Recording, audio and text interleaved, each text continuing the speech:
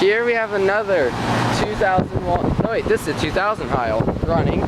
This is actually the unit that I got my Heil name tag off of because the back clips on it were broken and I found it laying on the ground.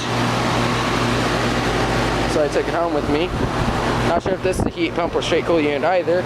Probably the first time in someone, maybe even over a year that I saw this unit running, because last time I saw this unit running, it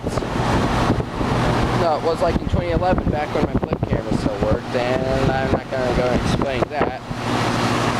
Although you could probably just ask me in the comments and I'll tell you the story. But the model number is NAC060AKA1. Serial number is L003116485. And yeah, it's currently running. Fan also puts off quite a lot of air.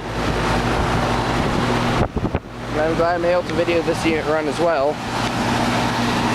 And I might include a picture at the end of the video of the name tag they have. Just so you know, the name tag said Heil 10 on it, just like the other unit. So yeah, a 2001 Heil 10 unit, no wait, 2000 Heil 10 unit running. Over and out.